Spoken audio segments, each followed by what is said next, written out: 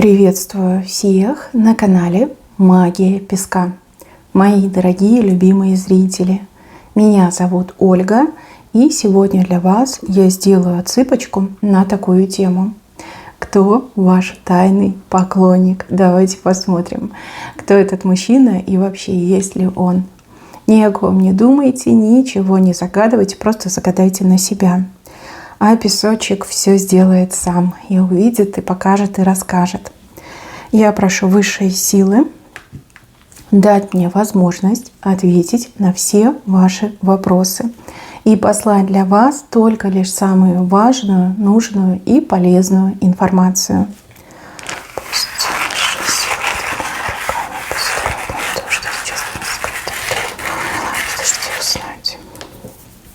Ох, птички слетелись. Голуби. Да, птички небольшие, но явно либо голуби, либо воробушки. А вы знаете, у вас много поклонников, вы многим нравитесь. Может быть, вы какой-то известный, популярный человек, может, вы в соцсети свои ведете, у вас там много друзей, да, возможно, вы какой-то деятельностью занимаетесь, либо где-то выступаете. Много поклонников, много птичек прилетело на эту отсыпку. Мужчинам вы очень нравитесь, у вас какая-то сногсшибательная, потрясающая женская энергетика, да, говорят, женская сила, и женская красота, и женское очарование. Вот не хотите вы этого, да, не старайтесь, ну, может, и хотите, а может, и не хотите, да, но нравитесь всем, и тем, кто постарше, и тем, кто как вы, и даже тем, кто гораздо-гораздо младше, чем вы. Да, вы можете этого замечать, а можете и нет. Но опять же, как ваша жизнь устроена. Кто-то из девочек так занят, столько много проблем, столько много мыслей, что вы особо не смотрите там на мужчин и не замечаете, как они оглядываются вам вслед, как мечтающими глазами на вас смотрят, как вами любуются, как слюну пускают на вас, в вашу сторону. Да, можете не замечать. Ну, а кто-то знает за себя, знает, что мужчин очаровывают, да, что мужчины там, ну, буквально на стенку лезут от того, что не могут добиться вас, да, вашего расположения. Вы шикарная, да, вы шикарная. И опять же, неважно, какой у вас возраст, неважно, какой у вас вес, что там у вас с фигурой. Вы неотразимы. И мужчины, вот как эти птицы, слетаются на вас. Тут даже, да, вот именно птицами показали. У кого-то вот напрямую идет, что мужчина, который далеко от вас, тоже вы им нравитесь. Вот почему я сказала, что вы можете быть известным, популярным человеком, и также вот, что у вас соцсети, и там много знакомых. Если у вас есть профиль, допустим, где-то на сайте знакомств, неважно на каком, то очень многим мужчинам вы нравитесь, но не каждый мужчина как осмелится, да, либо решится вам написать. Ну, потому что вы очень красивая, да, и мужчины, они зачастую очень в себе не уверены и думают, нет, ну такая красавица меня точно не выберет. И вот если такая красавица откажет, то это, представляете, какой удар по этому мужчине. Прям сердечко разобьется. Также у кого-то, возможно, отыграется, что вы работаете в мужском коллективе, да, либо у вас на работе очень много мужчин, и все эти мужчины там просто не могут не смотреть на вас, да, всем нравитесь, но опять же, да, возможно, вы чья-то женщина, либо на работе не принято, ну, либо опять же, да, если начнут ухаживать, то все из-за вас передерутся.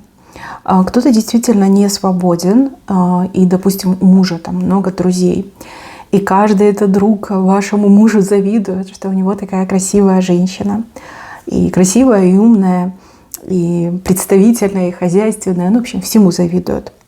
Да, мои хорошие, это все про вас. И вот эти все птички, смотрите, 1, 2, 3, 4, 5, 6, 7. Все про вас, все про вас. Птички все про вас. Вот еще и 8. Так, ну что, кто ваш тайный поклонник? Вот прям серьезно поклонник, который испытывает к вам чувства, да? Вот этих всех птичек мы рассматривать не будем, потому что все-таки птички, да, прилетел, улетел, да, ничего серьезного. Мы посмотрим на тех, у кого к вам есть чувства, да? И среди этих людей 2 мужчины. Один мужчина где-то далеко от вас находится, прям очень сильно далеко. Ну, либо слишком долго вы не виделись лично, да, не виделись, не общались, там, не встречались. Может быть, вы и общаетесь, но общаетесь постольку-поскольку, да. И, скорее всего, этот человек, он скрывает все свои чувства. Возможно, это какой-то приятель, друг. А у кого-то еще может отыграться как родственник кого-то из ваших подружек. Да, подружки, у вас есть подружки, которые живут, там, допустим, в другом городе, либо даже в вашем, а это, например, ее родственник, там, брат, допустим, да. Мужчина, который понимает, что нельзя, потому что между вами какой-то есть, как сказать, пунктик, да, барьер. И вот нельзя. Опять же, может быть, вы не свободная женщина, поэтому он понимает, что нельзя. А может быть, потому что у него что-то там в жизни такое происходит, что нельзя. Допустим, какая-то работа, либо он не знает, что с ним завтра будет, либо особо предложить нечего, тоже может быть.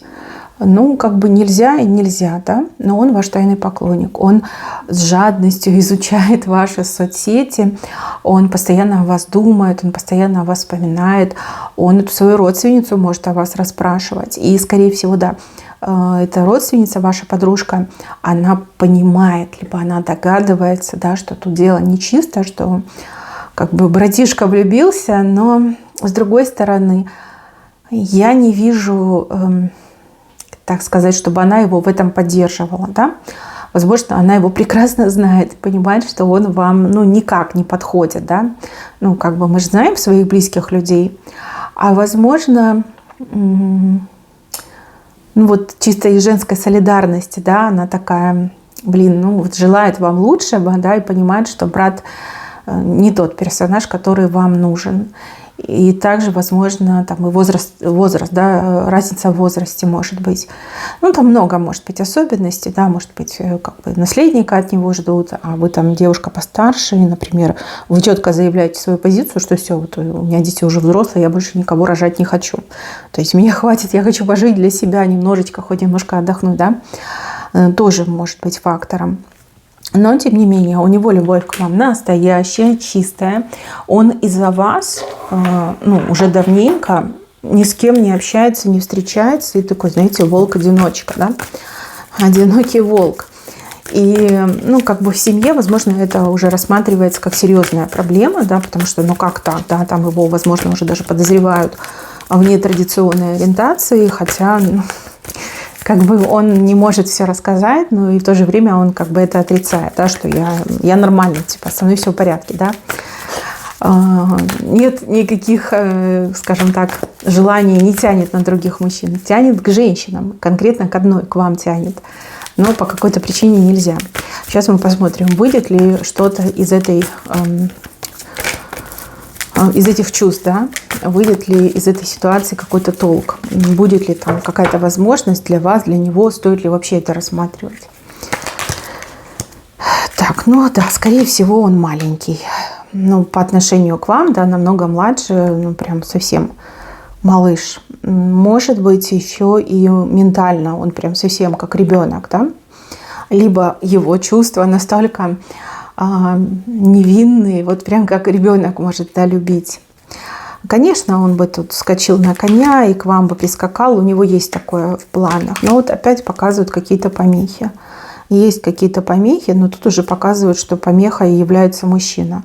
Может быть отец, может быть на работе, может быть на службе. Вот как какой-то мужчина помеха, и помеха очень серьезная. Хорошо, что-нибудь получится из этих чувств? Будет ли что? Стоит ли вообще вам об этом думать и рассматривать? Как бы, наверное, нет, да, потому что будущее непонятно. Вы хотите настоящую семью, крепкую, стабильную, да, вот мужчина как надежное плечо, добытчик, заботливый, ласковый, да, вот хотите полноценных отношений, стабильной жизни хотите. А этот парень, он кроме как тумана ничего дать не может. И он еще и не осмелится вам про свои чувства сказать. Даже вот если дорога к вам откроется, то он там будет ходить, круги наматывать и не сможет сказать про свои чувства. А у вас вообще любовь и семья, и счастье совершенно с другим человеком идет, не с ним. Но любить он вас будет очень долго. Возможно, он всю жизнь будет потом искать женщину, похожую на вас. Ну, понятно, что ему не другая женщина нужна, а нужна вы, ну, типа, как утешение, да, как вот с кем я могу все-таки быть. Потому что, ну, вот идет давление семьи, семья давит, да, скорее всего. И, кстати, вот знаете, еще какая информация пришла? Возможно, семья узнала, что у него есть чувства к вам, и они его куда-то подальше сослали, куда-то подальше отправили, там, учиться, например, да, в другой город, вообще в другую страну его заперли, чтобы он был подальше от вас, ну, потому что побоялись, да, ну, вдруг он прям сильно влюбится, и будет трагедия, будет драма, будут какие-то неприятные моменты. Ну, как бы как родители, можно понять, да, родителей, позицию родителей.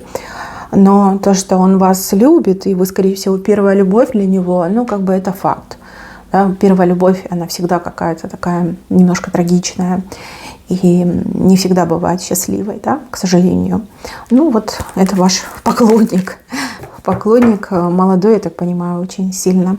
И никогда вы его не рассматривали как мужчину. Хотя, кстати, думайте, мне вот кажется, что вы когда-то вот ощущали, что какой-то родственник одной из ваших подруг, ну, прям испытывает к вам чувства и даже, возможно, подкатывал к вам.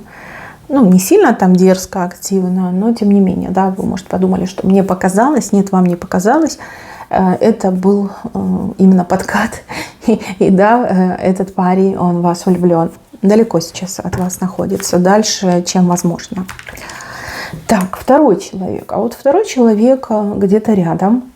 Причем очень близко. И не знаю, то ли работаете вместе, то ли живете по соседству, то ли, возможно, это со стороны вашего мужа кто-то. Да, вот, даже если бывший муж, то это может быть родственник вашего бывшего мужа и также может быть друг. Друг, ну, в настоящем браке, либо в прошлом браке, да, друг мужа. Мужчина, ну, по возрасту старше, чем вы, однозначно. Не сильно, но постарше. У мужчины какое-то такое, знаете, не очень хорошее прошлое. Ну, кто не ошибался, да, как там говорят, от сумы, от тюрьмы не зарекайся. Скорее всего, у него были проблемы, и проблемы могли быть очень серьезными, но могли быть и просто проблемы там, с законом, где-то привлекали, где-то штрафовали, может быть, и какие-то экономические моменты, да, там с деньгами какой-то шахер-махер был, а может быть, и там посерьезнее что было, да. Скорее всего, как-то по малолетству, либо в ранние годы, да, там был горячим, отличился, либо не сильно наперед думал, поэтому отличился. У мужчины однозначно плохая репутация, вот, плохая. И мужчина, он такой, знаете, образ жизни такой ведет немножечко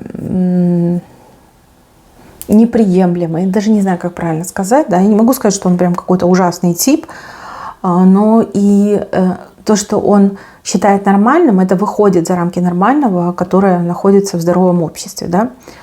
Ну, такой какой-то странный элемент, назовем его так. И, возможно, вы даже немножко остерегаетесь этого человека, либо у вас нет никакого желания иметь дело с этим человеком. И он это прекрасно понимает, он за это вас не осуждает, он сам себя ненавидит за ошибки своей молодости, да, за свое это прошлое горячее. Но с другой стороны, эти ошибки, они полностью перечеркивают ему возможность создать отношения с вами. С любой другой женщиной вообще не проблема для него начать отношения. Скорее всего, да, он отличается тем, что он очень часто меняет женщин и очень плохо относится к женщинам. То есть поматросил и бросил, да, про него именно так говорят, да, либо эти слова про него придуманы. И, возможно, да, в ваших глазах этот мужчина прям совсем, неадекватный, да, скажем так. Да. Вы не любите таких людей, да, которые живут одним днем и которые настолько распущены, да, например, позволяют себе такое. Да, женщин меняет, там, несерьезно относиться к жизни, возможно, у него и дети там по стране разбросаны. возможно, даже и рядом живут, а он с ними не общается. Ну, как бы, что есть, то есть, да. Молодость была бурной и горячей. И даже уже более-менее в зрелом возрасте все равно человек верен своим привычкам и не изменяет им. Нет, он мог бы измениться, и, скорее всего, бы он изменился, если бы вы ответили взаимностью на его притязания, на его чувства. Но тут фишка в том, что он настолько сам себя стыдится перед вами, именно конкретно только лишь перед вами. Да? Перед другими людьми ему не стыдно. Он даже может хвастаться своими прошлыми там, поступками, да, достижениями в кавычках. Но перед вами ему очень стыдно, очень-очень сильно стыдно. Он даже, возможно, и лишний раз там, старается с вами не пересекаться, либо не смотреть вам в глаза, потому что боится увидеть в ваших прекрасных, любимых глазах осуждение, да, что вы его осуждаете, что вы его презираете за его прошлое, за его настоящее. Ну, в общем, мужчина катится по наклонной и даже не знаю, остановится ли. Но вы точно не будете с таким мужчиной, ну, от слова совсем, да, не будете. Ну, даже если бы он там был самым красивым мужчиной в мире, его аморальные поступки для вас неприемлемы. Да? Никогда вы не найдете общего языка с человеком, который в прошлом столько аморальных поступков совершил. Возможно, даже вот если это друг вашего мужа, то вы просите своего мужа не общаться. Либо если это бывший муж, его друг, то вы бывшего просили не общаться, и вам как-то некомфортно было, да, в одной компании. Мужчина это понимал, и мужчина старался не отсвечивать, да, не мозолить вам глаза. И вам казалось, что он вас, возможно, избегает, либо вообще там как-то ни во что не ставит, а на самом деле он влюбился в вас с первого взгляда. С первого взгляда у него к вам прям, пожар. Извините, это такой огромный костер, это пожар. Он, когда вас видит, либо когда о вас думает, он прям гореть начинает. Да, у него температура тела повышается, давление может повышаться, и краснеть он может, когда вы рядом, и даже пятнами покрываться. То есть это факт. Вы на него так воздействуете, что он там буквально сам себе не рад. Но в то же время вот эти бабочки в животе, они такое удовольствие ему приносят, что этот мужчина чуть ли не в зависимого от вас превращается. И знаете, что мне еще идет? Что этот мужчина вас часто видит, но видит так, чтобы вы его не видели.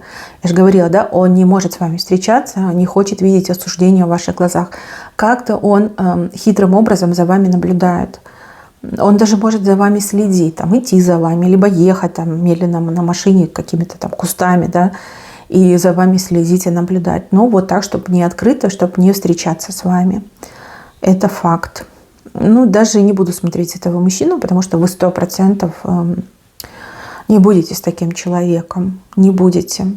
Вообще не ваш уровень. И мне даже кажется, что вы даже если бы с ним оказались в одной комнате, вам бы не о чем было говорить. Либо вы говорили бы как будто бы на разных языках.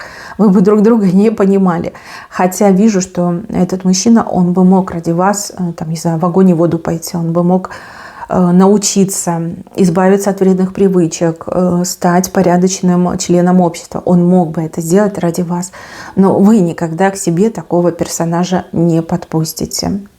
Ну вот где-то рядом обитает. И да, кстати, да, этот мужчина, вот он, если кто вас тронет, да, кто-то обидит, либо кто-то там вам дорожку перейдет, знаете, что этот мужчина, он будет мстить за вас.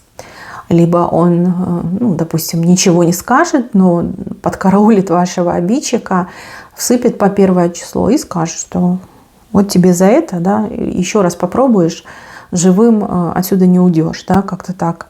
Он еще и выполняет функцию этого тайного телохранителя вашего. Ну, вот такая именно картинка показалась. Ну, а остальные девочки, вот поклонники, которые есть, я думаю, что они не тайные, они явные, они вам говорят, что вы им нравитесь, что они хотели бы вас там позвать куда-то, пригласить, провести с вами время. То есть таких людей, таких мужчин, наверное, много. И, в принципе, вы сами знаете, кто вам что предлагал, куда вас, когда звали, да. То есть без песка. Мы тут именно смотрим на тех, чьи чувства от вас скрыты, да, тайные поклонники. Ну вот 2 мужчин показали. Отсыпка общая. У кого-то могло отыграться, что один мужчина, а у кого-то другой, а у кого-то 2 сразу могли отыграться. Так что, мои хорошие, вот такая вот информация. На этом у меня все. Берегите себя. Всем спасибо за внимание. Всем пока-пока.